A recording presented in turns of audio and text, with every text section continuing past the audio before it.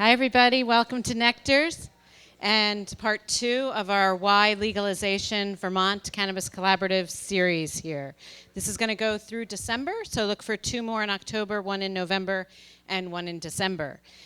Tonight's format's going to be a little bit different than we did on Tuesday night. We're going to do 3 personal stories. One of them is going to be Professor Williams, who some of you might know in this room. And his, hold on, I'm so sorry here. Rob is going to talk about why Vermont should legalize cannabis, 10 numbers. So I am going to, because he's on a tight timeline and some of you guys have to get to class, I'm going to do more about VTCC and who I am and all that kind of stuff after Rob's talk. My name's Judy, if you need to know that. And without further ado, I'm going to introduce Rob Williams. So hi, everybody. You all look, many of you look very familiar. In the light, okay. I do have some notes tonight because the topic of cannabis legalization in Vermont is kind of a rapidly moving one right now. And so a lot of us who've been thinking about this for a while are feeling a little bit overwhelmed in an exciting sort of way. So thank you all for being here tonight, and especially to my public communications students for walking down the hill on what I think we can all agree is a fantastic afternoon to be walking down the hill. It's good to be outside. So just a couple of thank yous. Thanks to Chris Walsh and Nectars for putting this on, this series on for us, and you're going to do that. Yeah, but that's okay. There we go. And thanks to, of course, to the Vermont Cannabis Collaborative for putting this on. And the hashtag for this whole fall series is hashtag Cannabis Conversations. And we really do intend this to be what we hope will be a statewide, a nationwide, it already is, a global conversation about cannabis legalization. And the position that Vermont Cannabis Collaborative has taken on this is what we are calling a not if, but how question around cannabis legalization. We're assuming that cannabis legalization in Vermont is going to happen. And so the question we have is, how will that happen in a way that is uniquely Vermonty, if you will? We don't want to do what Colorado or Washington or other places have done, not because what has happened in those places is wrong for those places, but because Vermont is its own unique place. And we do things our own way in Vermont, which is why many of us are here. So I just want to talk for a couple of minutes. My talk was called Cannabis in Vermont, 10 numbers, but I added 1. So now it's Cannabis in Vermont, 11 numbers. I hope that's all right. So the first number I've been thinking about is the number 5,000. 5,000. Anybody know why 5,000? Yeah. Judy? Number of growers currently in Vermont? Oh man, no. But that is an important number. 5,000? Number of possible jobs that would open up. Ooh, that's also accurate, but wasn't thinking in that realm. This is good. We have people in the room who know things. Actually, I wanted to start before we get to the numbers, now that we've laid 5,000 on the table. How many of you here, and I'm going to ask you to be brave, how many of you here in this room have tried cannabis before? By show of hands. All right, so just look around. Hands down before anybody sees. How many of you have never tried cannabis? And I'm raising my hand. Okay, so there are a few other people in Vermont besides me who've never tried cannabis. Even my wife has tried cannabis. How many of you in this room think that cannabis should be legalized in Vermont? Just by a show of hands. Okay, look around. So most of you, hands down. How many of you think we should not legalize cannabis in Vermont? So nobody, okay. 1, okay. Who is that? Okay, great. And how many of you aren't sure? Like you're on the fence? Like you're here to learn, maybe? Great, yeah. Okay, good. Again, that's the purpose of the Cannabis Conversations, is to have this conversation together.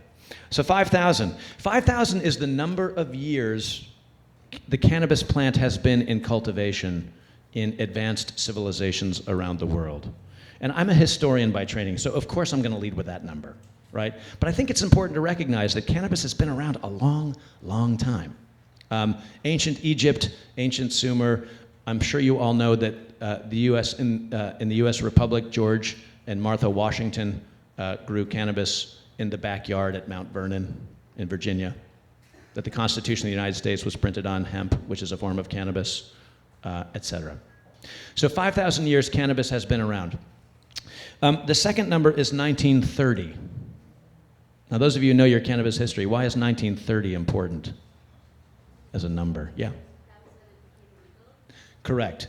1930 was the year in which Harry Anslinger, he was the United States' first drug czar, the drug czar. Harry Anslinger began his propaganda war against cannabis. And he did this in part because he was looking to generate money for his new Federal Bureau of Narcotics. So by 1937, cannabis is declared illegal in the United States, and by 1970, cannabis is classified as a Schedule I drug, which means, and I quote, the most dangerous class of drug with a high potential for abuse and potentially severe psychological and or physical dependence. Cannabis was put in the same category as heroin. And here's the thing. Because of the federal prohibition against cannabis since the 1930s, scientists, chemists in the United States have never, ever really been able to study cannabis for all of its remarkable properties in the 80 or 90 years since cannabis has been outlawed by the federal government. So 1930 is our second number, the year that the propaganda war against cannabis began in the US. The third number is 400. 400. There are 400 chemicals in the cannabis plant. 400 chemicals in the cannabis plant, known chemicals. More than 60 of those 400 chemicals are cannabinoids. How many of you have heard of this term, cannabinoids, before? So cannabinoids are chemicals that mirror our own human body's endocannabinoid system. And my dear friend Annie Galloway, I think, might reference the endocannabinoid system in her talk in just a few minutes. So again, here is a remarkable plant. It's been around 5,000 years. It's got 400 chemicals in it, and we don't really know much about those 400 chemicals because we have not been allowed to study or fully appreciate the power of this particular plant because of this 80-year war against it in the United States. The fourth number is 100. 100. Any guesses? 100. 100 is the number of millions of Americans over the age of 12 who have tried cannabis. 100 million Americans is more than 1/3 the US population. That's a lot of people. The fifth number is 16. 16. Why 16? Some of you I know have seen the film, the really nice documentary that Sanjay Gupta did about cannabis a few years ago on CNN called Weed. 16 is the age which seems to serve as a dividing line for cannabis abuse in the human brain. Kids who start using cannabis before the age of 16 seem to develop a lot more trouble with cannabis-related brain trauma, if you will, than people after the age of 16. And we do know from some research to date that the age of 28 is about when those cannabis-related brain dilemmas seem to begin to resolve. And we're talking about loss of memory through use of cannabis, basic learning skills being compromised through use of cannabis. And of course, everybody's brain is different. But we do know from the research that between the ages of 16, which serves as a dividing line, and into early 20s, that seems to be when things are kind of working themselves out in the brain. So the next set of numbers, I'm halfway through. The next set of numbers are Vermonti numbers, because we want to bring all of this information, 5,000 years, the 80-year propaganda war against the US, the 400 chemicals, 60 of which are cannabinoids, 100 million Americans who've tried cannabis, and age 16. We want to bring this back home here to the Green Mountains. So the sixth number I have for you is the number 30. 30. 30 is the percentage of Vermonters ages 18 to 25 who reported using cannabis in the past month. 30% of Vermonters age 18 through 25 reported using cannabis. And again, that's roughly 1/3 of our youthful population, 18 to 25, is using. The seventh number is 64,000. 64,000, and that's the total number of Vermonters using cannabis currently. 64,000, the total number of Vermonters. And if you know your population of Vermont, that's about 10% of the Vermont population is using cannabis currently, 64,000. The eighth number, some of you flagged, it's the number 4,000. 4,000 this is a lowball estimate because we actually don't know this number for sure, but 4,000 is the number of Vermonters we believe to be illegally growing cannabis here in the Green Mountains, 4,000 or so, and that's a lowball estimate. And these are people who have been growing a plant for which has been, of course, criminalized for its use. So these are people with expertise, with wisdom, with knowledge, with some understanding of this plant with 400 chemicals in it, and right now they're not allowed to talk. No talking about that. The ninth number is 40. Now, we talk about cannabis as a potential economic driver for Vermont. Could we create jobs? Could we build a cannabis industry in Vermont? Consider the number 40.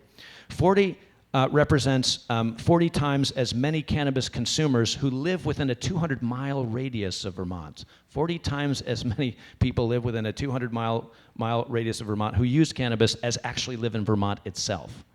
Those are people in Boston, people in Montreal, people in New York City, people in big cities that ring us, and of course states and provinces that ring us, who already use cannabis and are a potential market for visiting Vermont if we can legalize cannabis and do it right.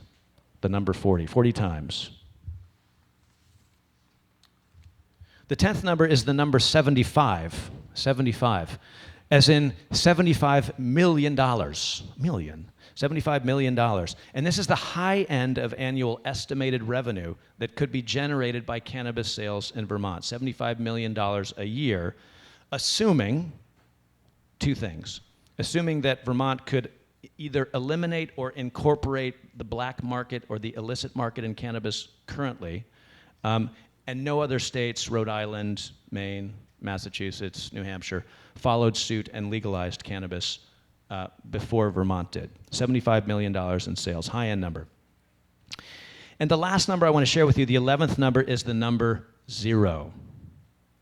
A nice round number, 0. What does the number 0 represent? Yes? That is correct. Yes. 0 is the number of Vermonters who have died from direct cannabis use. Now contrast this number 0 with the thousands of Vermonters who die annually of tobacco or alcohol or opiate or other hard drug-related illnesses. And to me, that number kind of brings some important data into view. So I'll end with a personal story here, and I want to kind of drop a provocative analogy in the room here, and then I'll get off the stage. At the Vermont Cannabis Collaborative, we've adopted a number of reference points for thinking about cannabis as a legal industry here in Vermont. We've talked about the maple syrup industry as a model for the cannabis industry. We've talked about the craft beer industry as a model for cannabis, the artisanal cheese movement, the localvore movement, what we call affectionately terroir, the taste of place, terroir of pot here in Vermont. I'd like to add another provocative reference point, and that is gun use in Vermont. And I know what you're thinking. It's like, what do guns have to do with cannabis? That sounds dangerous, but bear with me. Vermont has the most open and permissive gun carry laws in the United States. My friends and redneck relatives out west are envious of our permissive and open gun carry laws here in the United States. Vermont also has one of the lowest rates of gun-related deaths in the United States, one of the lowest rates of gun-related deaths in the US. And these two numbers together are not an accident. They're not an accident. It's the result, these two numbers, of permit-funded hunter safety classes throughout Vermont. How many of you have ever been to a hunter safety class? Great. All over Vermont, throughout the year, there are hunter safety classes in which neighbors teach neighbors how to safely and responsibly use firearms in appropriate ways, hunting, target practice, etc. Personal story. When my son turned 12, I took him to hunter safety class. For 1 week, he was in the presence of qualified experts who knew what they were doing. And they taught him how to load and shoot and clean and store a firearm, as did I, and how to use a gun responsibly in the presence of others. He earned his gun use permit only after he could demonstrate responsible use of a gun on an actual firing range. Of course, we still keep all of our firearms and ammunition under lock and key, as any responsible gun owner does.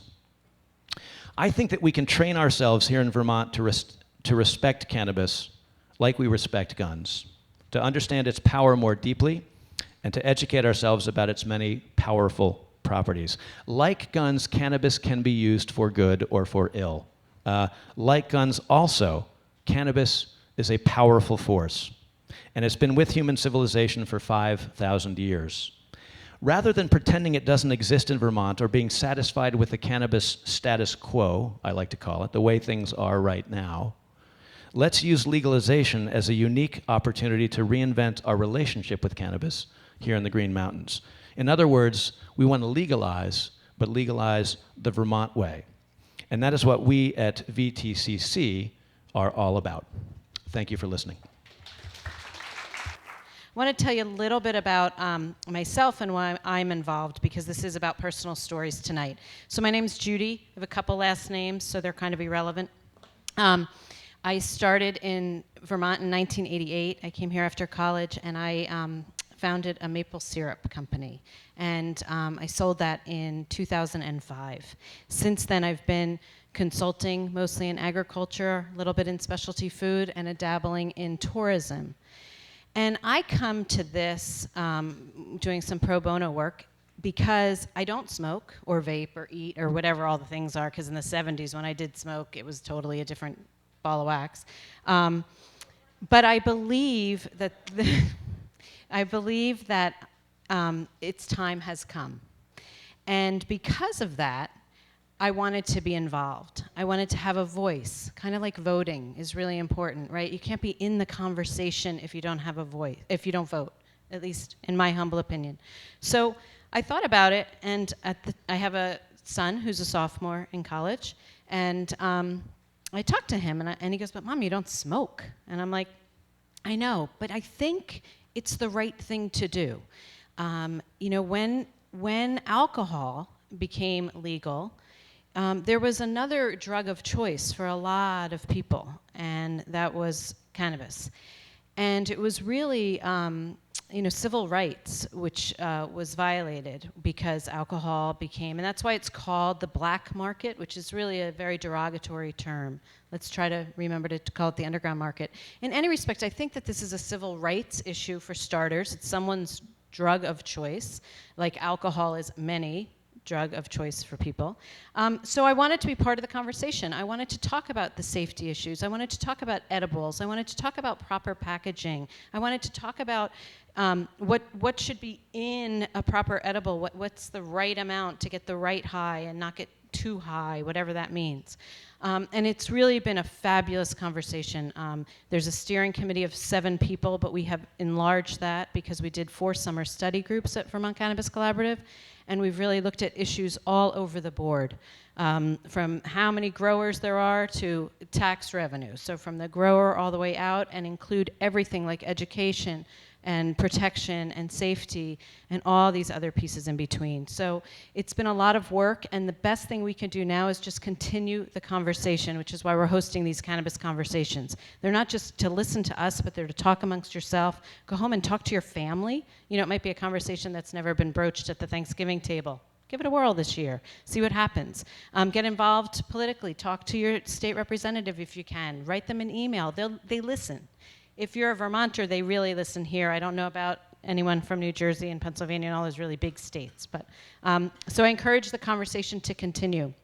And I'm just going to tell you one personal story. Then we're going to take about a 15-minute break. You're welcome to talk to anybody from Vermont Cannabis Collaborative. There's a gentleman named Tripp in the back. There's a gentleman named Michael. Rob just spoke. I'm here. A wonderful woman named Annie. She's not part of the collaborative, but she's speaking next. It's fabulous. Reach us, talk to us. So my story happened when I was a wee one. My sister was at the University of Delaware. And to give you an idea, she's 5 years older than I am, okay? And she was a junior, so I was little. And I went to visit her and got to stay in her apartment, which was really a fun thing. And they went out, of course, because that's what you do when you're a junior in college. You go out and you leave your little sister home. And so there was a whole batch of brownies right there on the counter. They're gone. I weigh about 100 pounds at that time in my life. You know, I could eat anything. So I ate pretty much the whole tray of brownies. Again, I repeat, this was the 70s. So it was a very different experience. I just fell asleep and didn't really know too much, but she came home, and the fight that her and her roommate got in over the batch of brownies woke me up, and I still didn't know what was going on. But my point to the story is, because the pot is so different now than it was, I just encourage everyone who uses it, whether they're my 50-year-old friends or they're college students, to just beware of that and be smart about that. When you watch some of our old movies and old TV shows like the 70s show, it's not the same pot. And I just really want to encourage that and want to be a big voice in the edibles packaging to make sure that that's a really clear statement that we make. So, having a good night. If some of you are staying, some of you are leaving, I don't know. Thank you, be safe. And the next speaker is going to be here at 6 o'clock. Thanks. So the second speaker tonight moved me pretty darn close to tears when I met her and heard her story. Her name is Annie Galloway. She's a Vermonter. She's an advocate for medical cannabis. She volunteers at an amazing organization, please look it up, called Realm of Caring Foundation. She's a teacher by training, and cannabis is now really her life story. But moreover than that, she's, what I'm most fond of is that she's a mom. And I have to say that after I heard her story, I wrote to her and I said, above all else, you're a great mom, so don't ever forget that. So welcome to Annie Galloway, and here's her story. Thank you. Thank you so much for coming out tonight and being here. And I just am really honored to be able to share this story and hopefully share the knowledge and wisdom that I've learned in the past couple years. Just going to come back here a little bit. Am I in the light?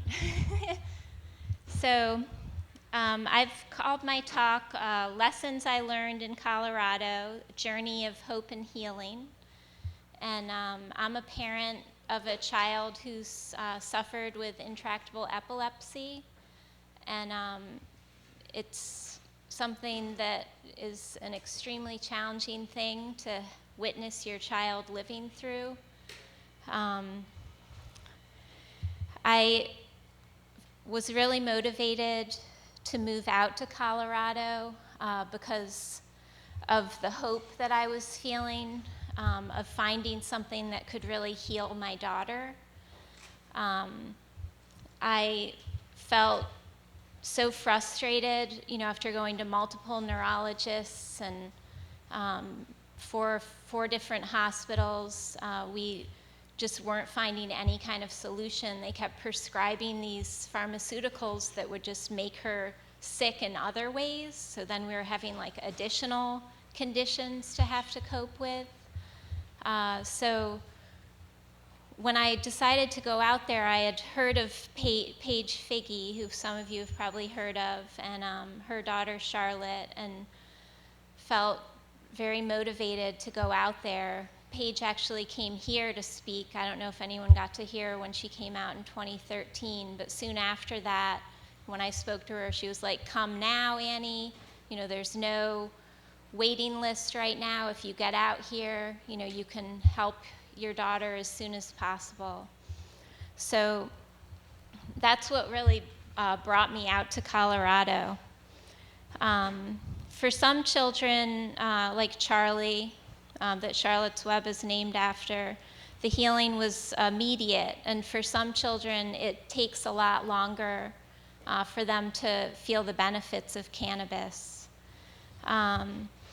So with hope in our hearts, we joined hundreds of families who became medical refugees seeking a cure for their children's illnesses, many with seizures, but many with other conditions. Many of us have family and friends who are suffering with conditions that impact our daily lives. It's very difficult to explain the challenges that come with living with this type of reality.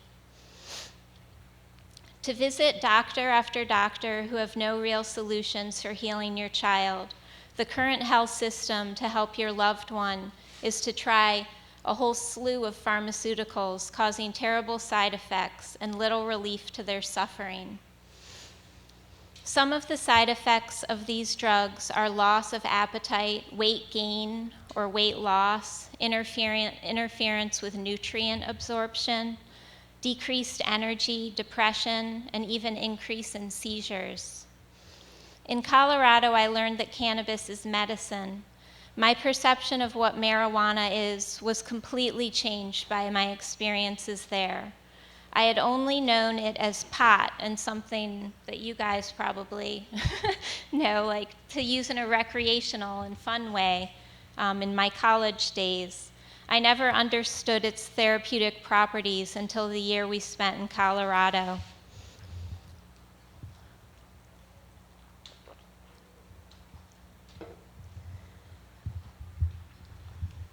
I met many families whose children were at the end of their lives, families whose doctors had said that their children's were going to be sent home for hospice, families whose children's had been told that they would need to have half of their brain removed, children who couldn't walk or talk, children who could only eat through their G-tubes, children whose health was so compromised they couldn't be around other people for fear of the common cold.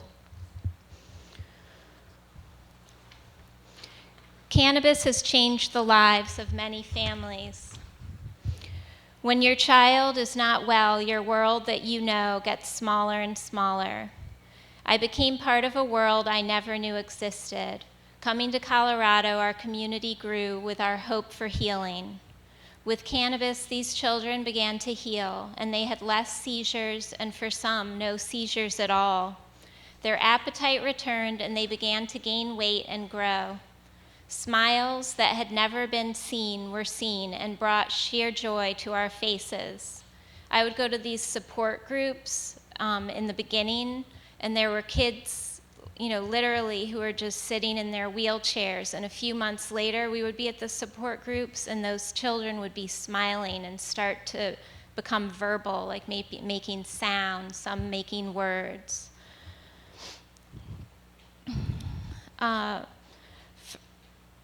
The thing that I really wanted to figure out was, why was this happening? How could a whole team of doctors at Children's Hospital Boston and Dartmouth Hitchcock and around the country not understand how to help these children? But this very simple natural oil was changing their lives.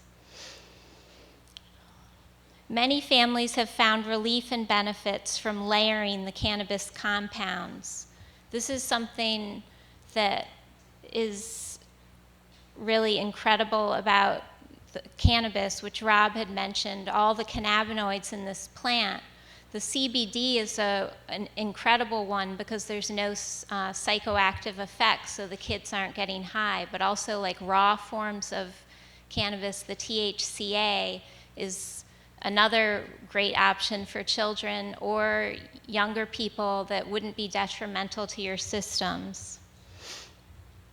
We realized as a community that we needed each other for support, guidance, protection, and advocacy.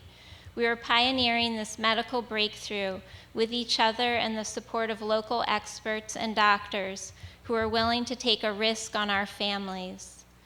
I imagine, like you, I was wondering, why is this helping our children? Why is this having such a profound effect on their health?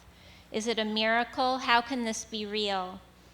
I began researching and learning more and more about cannabis, cannabinoids, the terpenes, and the process for making medicine, and the endocannabinoid system. For me, this was the most surprising discovery. I had no idea that I had an endocannabinoid system. What did it do? Why had I never heard about it before?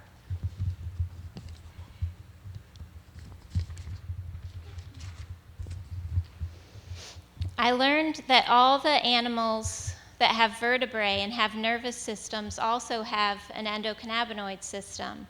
Our bodies naturally produce endocannabinoids, in part with the help of omega-3 fatty acids. They are found in breast milk and help to protect and nourish newborn babies, their nervous systems, autoimmune systems. These endocannabinoids give our bodies the ability to create homeostasis in our cells. The endocannabinoid system is found within our bones, organs, and throughout our entire bodies. It is what allows our bodies to maintain healthy cellular structures. The website Normal has a really great introduction to the endocannabinoid system that I would encourage everyone to check out and read. For those of us who are not 100% healthy, we may be suffering with any myriad of conditions, from compromised immune system, difficulty with digestion, anxiety, headaches, or more severe conditions that are neurological, such as seizures or conditions negatively impacting our immune systems, like cancer or AIDS. We may have depleted systems that need to find balance in order to be healthy. An abundance of cannabinoids can be found in cannabis.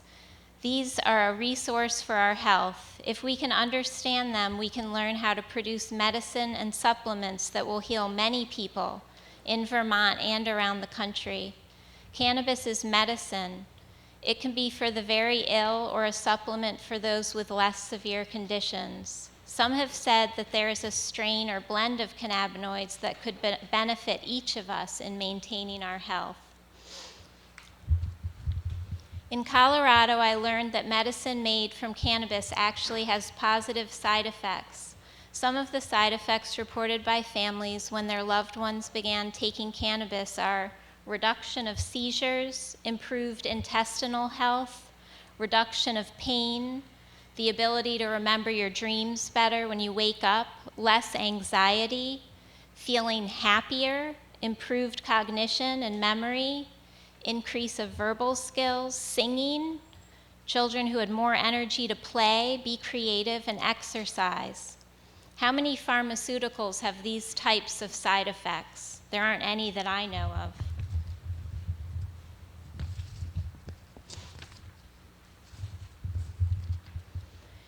I wish in Vermont that the qualifying conditions would be expanded to include more conditions that are debilitating, like PTSD, anxiety, depression, migraines, chronic pain, sleep disorders, eating disorders, and addiction to opiates. One of the things that was really fascinating, just observing my daughter and other children, is one of the drugs that helps stop a seizure are benzodiazepine. And that is a really addictive pharmaceutical that's very challenging to come off of. But actually the THC, and increasing the THC in my daughter's daily dose when she was weaning off of those medicines helped her to come off of them. So that's something that really needs to be researched in relation to addiction. You may be thinking there just isn't enough research. These stories are anecdotal. How can I know this is real? There is more and more research happening about medical cannabis use around the globe. The anecdotal wisdom I have learned to trust because I have witnessed it with my own eyes. Not only the children in Colorado, but adults who have benefited in Colorado, Vermont, and New England. Friends I have met on Facebook who have shared their healing journeys with cannabis. This plant has remarkable healing potential.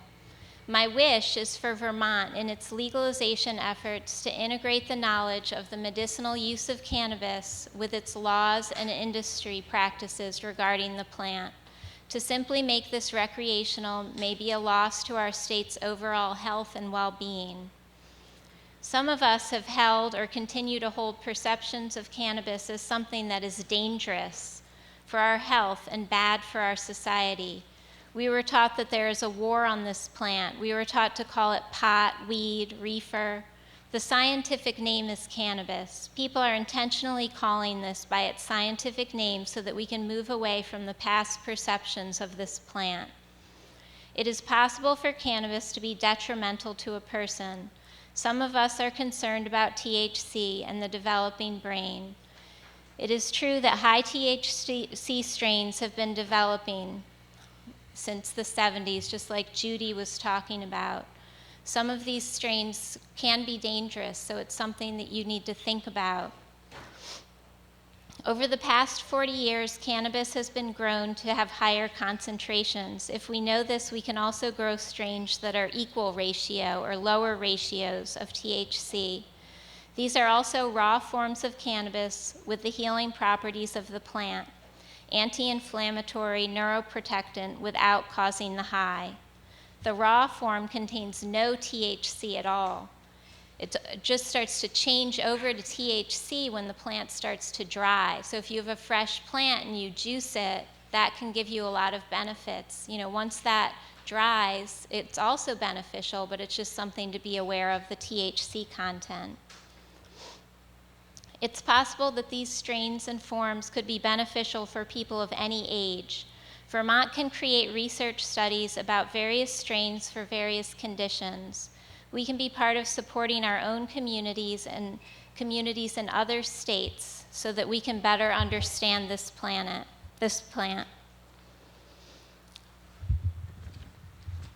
Another lesson from my journey in Colorado was learning the value of the cannabis community. I consider myself a newbie in this community. There are people in Vermont around the country who have worked tirelessly for decades to legalize this plant so that it can be accessed as medicine.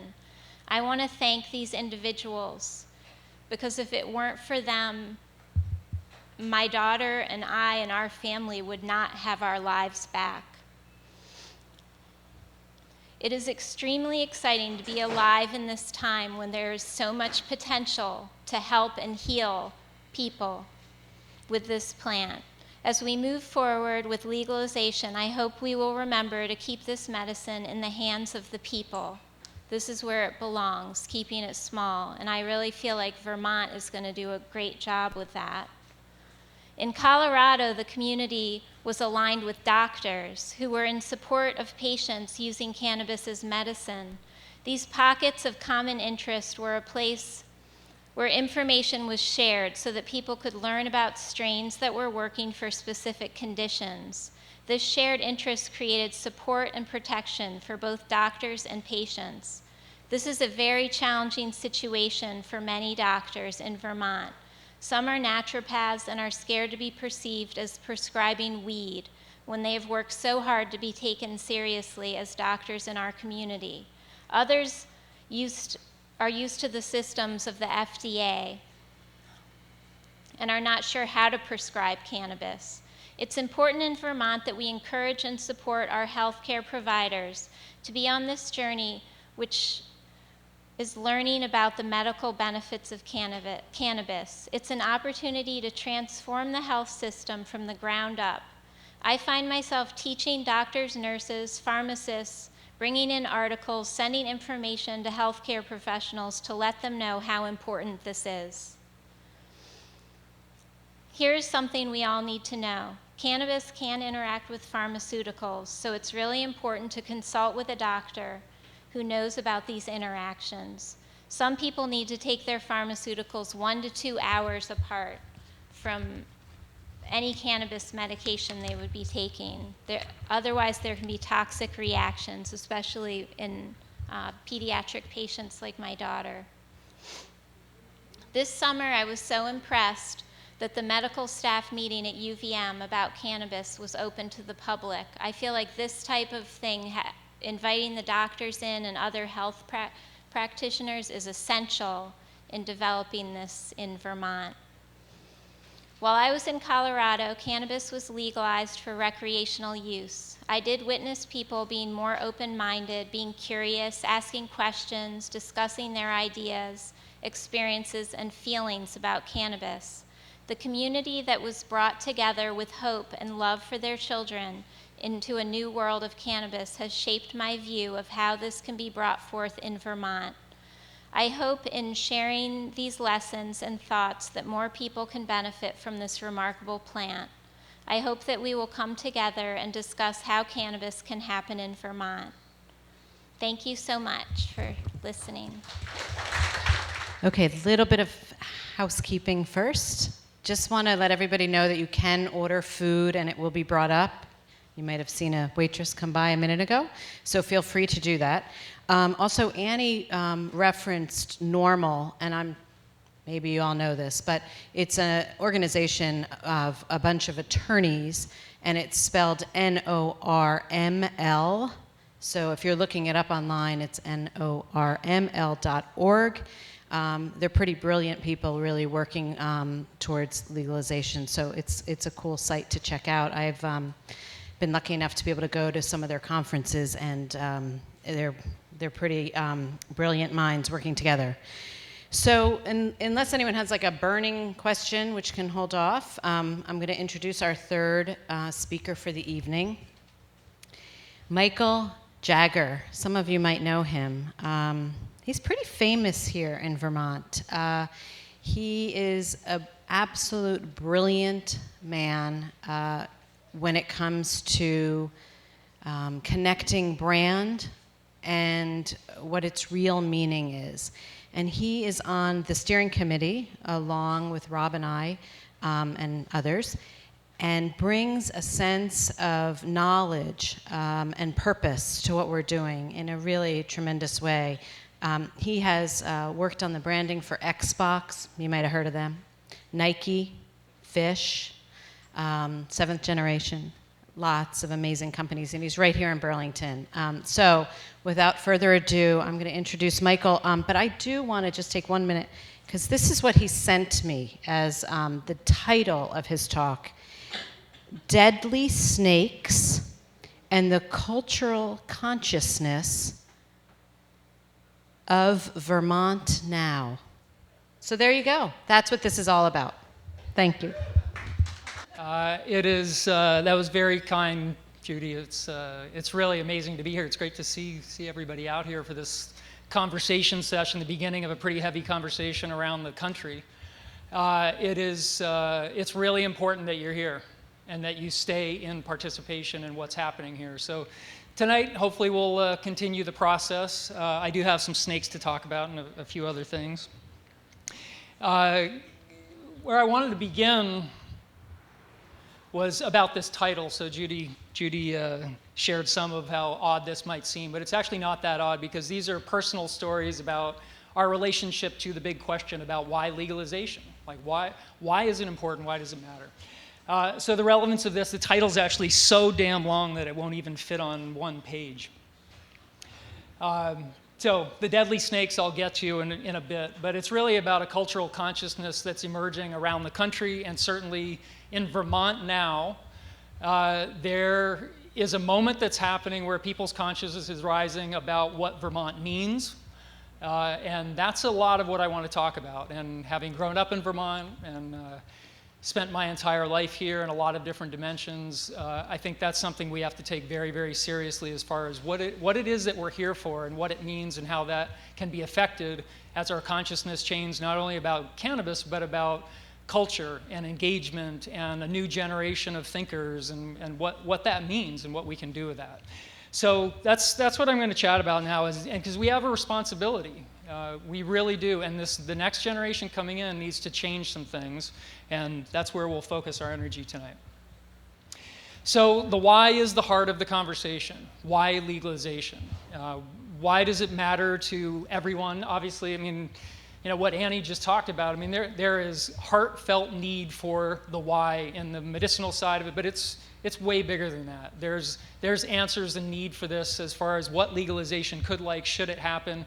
And I don't know if any of you came to the event on Tuesday, the first session that Nectar's helped to sponsor here, but it was an incredibly powerful thing. What Alan and TJ and Bill and Will brought together, the level of knowledge was incredible. So please look at the videos, pay attention to those, because I'm going to talk more about sort of emotional consciousness, cultural things, but the details, the statistics, the information you received tonight earlier, but also in this ongoing conversation, pay attention to that stuff. But there's a lot of dimensions to the why. And frankly, I'm on a learning curve as well. I mean, I am absolutely drinking in a lot of information, trying to find out what my point of view is and what my belief is on what the why to legalization or not is about. So I'm looking for the answer to this question as well, but certainly learning a lot really rapidly. So this snakes idea. So as I said, I grew up in Vermont. I actually grew up on a farm in St. Albans, about 40 minutes from here. And it was a dairy farm, beautiful experience. I mean, I still dream and think about memories of haying and working in the fields and being part of the agriculture community. My family still participates. My sister has a horse farm up in Franklin. It's an incredible thing to be part of that culture, and I honestly still dream about it and think about it. And I had something that happened as far as this snake story about 40 years ago. So I was about 14 years old, working on this farm that I grew up on. We were in the middle of hay season, so it was about a month or so ago.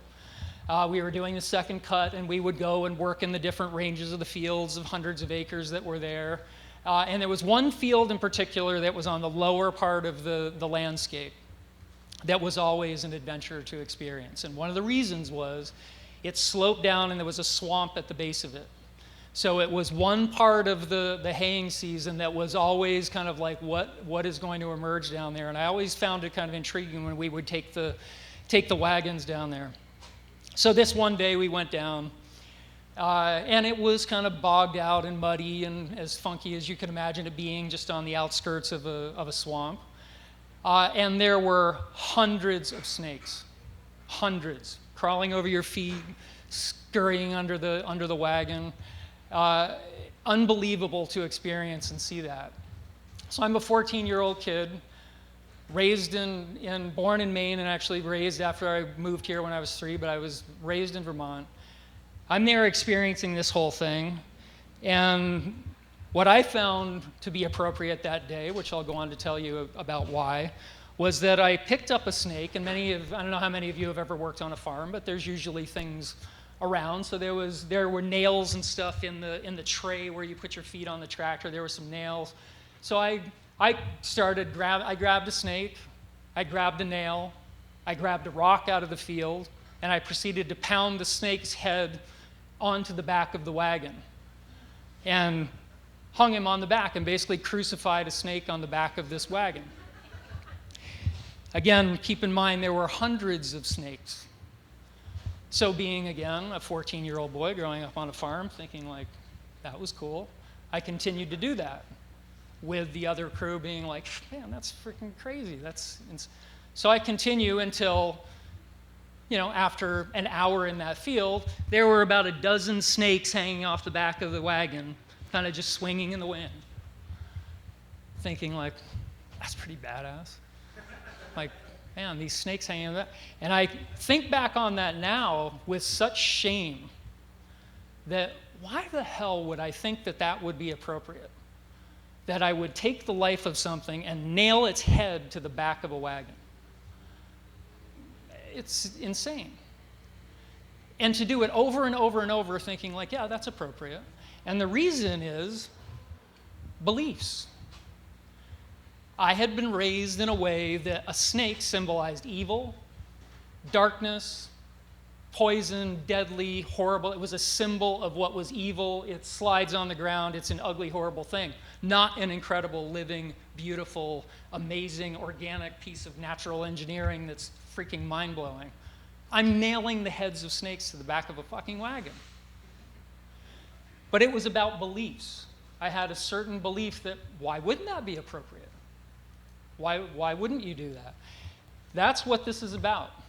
And if you think about what happened in the last 100 years with prohibition of cannabis and what it has done, the number of people that have ended up incarcerated that we have paid for, that have lost brilliant creative lives, lost connections to their families, lost income, lost their whole life experience because of laws and regulations and beliefs about what cannabis represents and is, it's pretty scary and incredibly sad.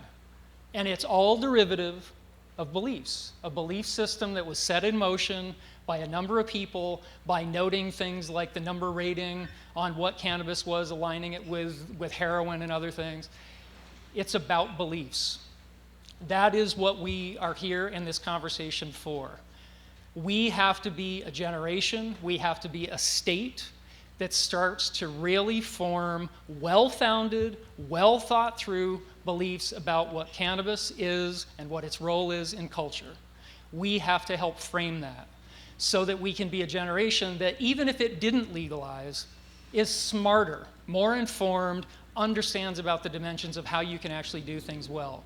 Because beliefs, unmanaged or uninformed, a lot of evil stuff happens that you may think are very appropriate. So I have never told that story about nailing snakeheads to the back of a wagon in public, so it's not something I honestly am proud of, and it wasn't meant to be humorous, but I really believe the only reason I did it was because of beliefs. So please keep that in mind, because that's what we're creating together. The other thing is the promise. You know, the idea of Vermont Cannabis Collaborative, the idea of a promise. You know, my whole world is about brand, but I hate the word brand. It's basically about ideas. A brand is an idea, and the definition of it really, I believe, is a set of experiences that deliver on a promise. That is all a brand or an idea is. It's a set of experiences that deliver on a promise. That's what we're protecting. That's also what Vermont is. Vermont is a set of experiences that deliver on a promise of integrity, a promise of honesty, free thought, perspective, having our own path, a healthfulness and honesty, a welcoming, accessible way of being, but also knowing what's right and what's wrong. And Vermont is what we need to protect here. There is a wave coming across this country that is undeniable, and it is inevitable. We have to recognize what this cannabis wave means to culture. Broadly, we're part of the broad conversation, and also in Vermont. Fear is a real part of this. It would be naive to think that this is not a drug. It is a drug. So is alcohol. So are many, many other things. It would be really inappropriate to think that there shouldn't be fear. But the fear has 2 points to it. There is the fear of not acting, because we will be impacted by the surrounding states, we'll be impacted by other business entities coming in and forming what our future becomes. There's also the fear of getting it wrong. We've got to get the regulations right. If we don't get the education right, if we don't get the packaging right, the fear of actually hurting children, screwing up a family because we didn't package something right. That stuff is real, and we should be afraid of it. But fear actually sharpens your thinking as well, and we have to be wise enough to converge our thinking and synchronize it, which I'll speak to. So fear is appropriate. And again, I mean, the discussions that happened here on Monday night, or Tuesday night, really spoke to that. There is a spectrum of concern and fear that we need to really respect. Vermont is certainly about a free way of thinking. That's really at the heart of the appeal of Vermont. We can bring a free level of thinking that is really built on a history. We are the home of free radicals. If you look at the history, I mean, Ethan Allen was a freaking punk. Like, if you look at the history of what we represent as a state and the paths we've taken and the individuals, the men and women who have had a very, very committed free radical way of thinking, we should be very proud of that. And that's from, Jake and Donna Carpenter to Jeffrey Hollander at 7th Gen, to Alan Newman, to Linda Kelleher, to Hinda Miller. I mean, there are so many freaking brilliant free radical thinkers that have defined a lot of what Vermont represents. That's what we're protecting. And we need to use that to really help position who we are and what we're about. So it's pretty undoubted at this point that it is not about, it's not if, it's about how. It's really going to be, but how is this done? How do we approach it? How do we organize ourselves? How do we pull this together? And it's going to be by learning, educating, and pulling a synchronized way of working together. As Judy said, I'm part of the group here at the Vermont Cannabis Collaborative. This logo is representative of what we need to do. These different colors overlapping, it's about the intersection of education and safety and information coming together. It's finance, it's commerce, all of these things coming together it's those intersections that are going to make us make really intelligent decisions. And there's a huge investment being put into time, volunteer time and energy, people sharing ideas, sharing stories, offering insight from business and education and safety. It's about that. That's what we all need to do. We need to overlap and intersect our knowledge so that we can make a whole that is greater than the sum of its parts. That's how we're going to make smart, free radical ideas that are about the how to do this right or how not to do it. So this is, again, what we're protecting. It is an idea. Vermont is an idea. And it's an idea that is built on ideals. We have guiding principles that we believe in. There's transparency, there's responsibility, there's sustainability. There's so much that we need to protect in the ideals of Vermont. So this is a lot of why these conversations are there. And you need to take a responsible role. You need to vote, have an opinion, have a point of view.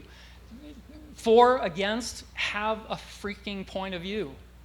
Like, that's what is most important, and that's what we're attempting to do here. So those ideals need to be protected. A couple of dimensions that affect that, the rational dimensions. We need to do the homework and look at the math and the details and the insights. One of the rational things that has been missing, and I think Rob spoke to this really well, because of the prohibition, people have been unable to get into the science of what is really there. It's just beginning to be revealed.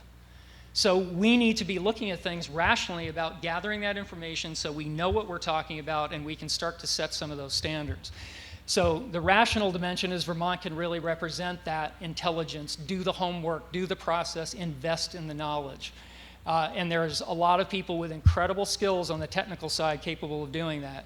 Emotionally, we have to have empathy. I mean, Annie, again, a brilliant example. Have empathy for people and what this can do and what it can mean on every level. There's emotional dimensions to how you build a relationship to an idea. And again, Vermont does this brilliantly because Vermont is a very empathetic state. That's why we lead in same-sex marriage. We were first for a reason, because Vermont equals empathy with insight. So we need to think about that and use it.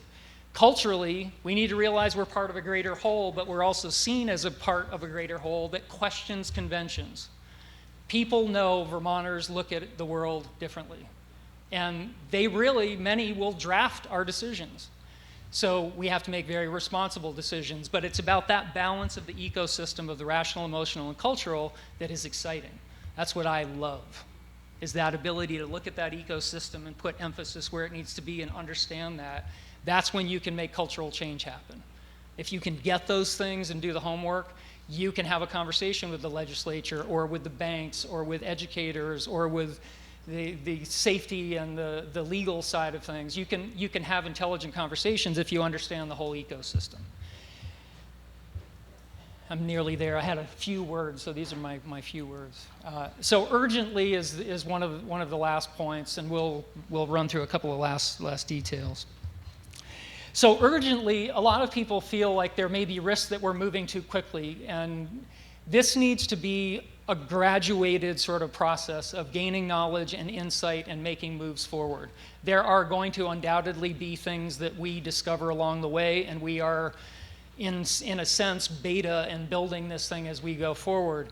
But the reason that urgency is important at this moment is if we don't participate and really actively take hold of this and get our knowledge ramped up and start making decisions and engage with the legislature and push things forward, it doesn't mean we have to flip a switch to it's the wild frontier. We can do an incremental, gradual, knowledgeable way of moving this forward, which is really what needs to happen. But if we hesitate, there's a number of things that very likely will happen.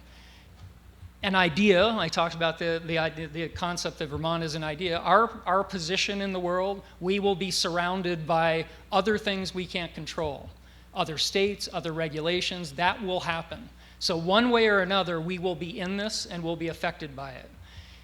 The sooner we move and start getting our opinion clear and getting our knowledge higher and start intersecting all the talent and brilliance we have in this state, the sooner we will be able to not only protect ourselves, we'll be able to project ourselves and our point of view. That is really essential, because one of the things you can be damn sure about, people in the tobacco industry and big corpo world that comes along with that, pharmaceuticals, synthetics. If you don't think that they're waiting in the shadows for the feds to see it tip when enough states happen and see it tip into an approved place that they can play, and you don't think they're going to come in and really start taking states by the throat and controlling them through money and all the layers that happen in the background, that's naive. So if we don't move quickly to set up our regulations of how it's going to be in Vermont, that'll be set up for us.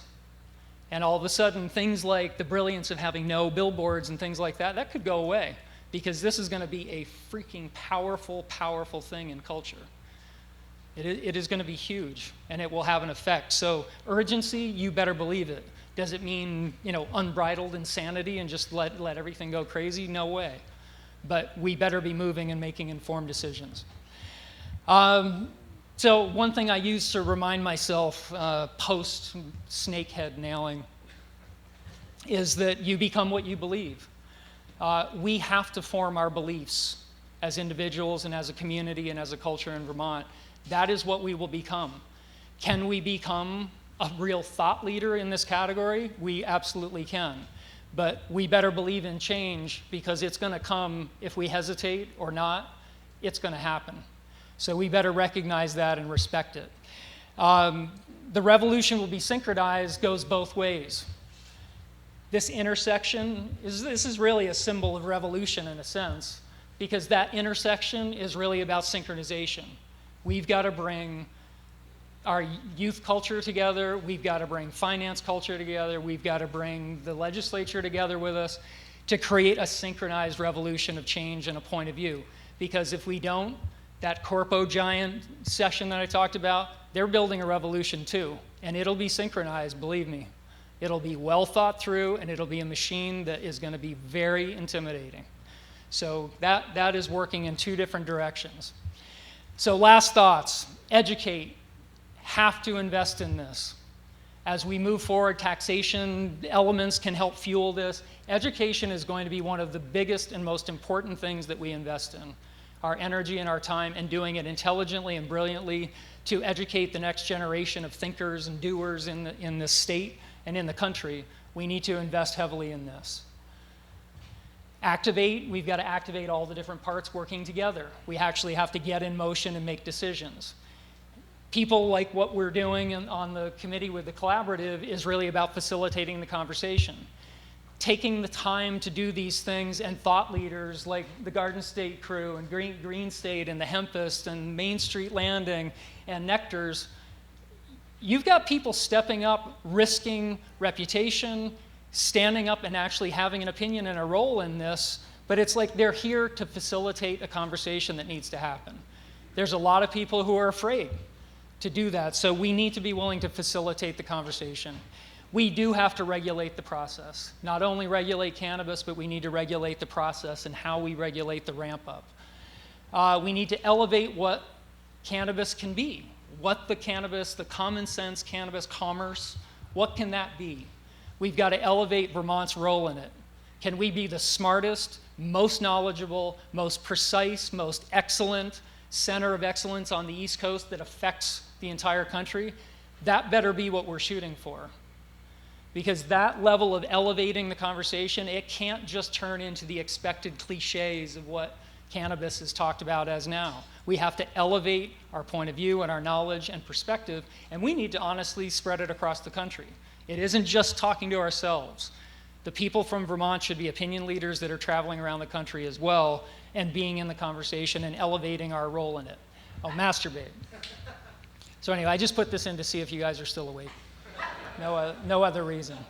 So what do you guys believe? That's what you need to ask yourselves, your communities, your families, your teachers, your police forces. What do you really believe? Again, I'm honestly on the learning curve and kind of ramping up. I'm learning more every single day. I do believe that we should be considering the idea that Mary Jane should be freed. At least freed to be studied and looked at and understood in ways that it never has before. that is definitely where I am leaning at this point. And I actually don't partake in it at all. I smoked some in high school and had the same as Judy. I kind of fell asleep. I actually don't drink alcohol. I don't smoke. I don't do anything really. I do eat, but I don't know. I guess I do ideas. I trip out on ideas, I guess. But I do think that this is kind of where I'm leaning. So anyway, that's the story. Yay. Peace. It's kind of hard to follow masturbate, just telling you. But I do want to say, as far as authenticity goes, Michael signs every one of his emails with peace. So that's very real and coming from his heart. Couple of things. First of all, we are being filmed, if you haven't noticed, and it's our local access station, which is RETN. I want to thank them. They're going to film the whole series. Not only are they filming it and making it available to everyone, they're uploading it so that the 25 local access stations throughout Vermont will also be able to watch the whole 6-part series that we're doing. So thank you. Kudos to RETN for being here. For Dr. Rob's class, let's see, it's going to be on your course blog. That's the little sidebar note.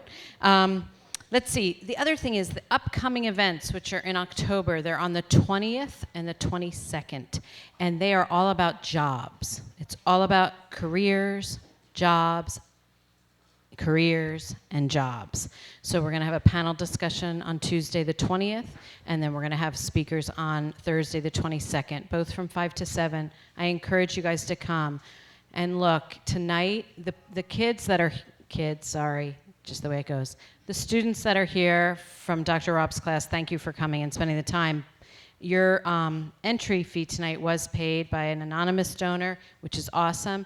If for some reason the $5 is like a barrier or to your friends, come anyway. I promise you'll come in. So we want people to donate. You're part of the whole cause. If you donate, it goes to us putting on these talks. It goes to making collateral, a website, being informative, continuing the conversation. But don't let that $5 fee stop you from coming, because we really need you guys as part of the conversation. Let's see, what else was the homework? Not really anything else. I do want to add that the bit that Michael said about the corporations and the pharmaceuticals and the Monsantos of the world, they're not only in the wings, they're done. Like, they already have their brands and their products. They're really ready. So when you go and you speak to your state legislatures, and when you continue the conversations at your Thanksgiving table and all that great stuff, talk about that, and talk about how in Vermont, at the very least, we can keep it to be smaller, more controlled, vertical integration for all Vermonters. You know, really, let's really think about that and open that conversation up. We have some couple of ideas with VTCC that we're going to share, but please, think about that. So, 2 other things I want to just say. Again, I want to thank our sponsors, which have been mentioned a few times, but Nectar's, their amazing crew. Stay, have some wings, have some fries with gravy. Main Street Landing, Melinda's a good friend, a brilliant woman also. The Hempist, right here, check out his table in the back. Green State Gardener, check out the little photo booth on the left. Really, go in the photo booth, it's very cool. And again, thank you. And one more thing to Dr. Rob's class and anyone else. Rob is actually going to come back up, and Rob's not going to come back up. So that's it. So thank you very, very much. Ciao.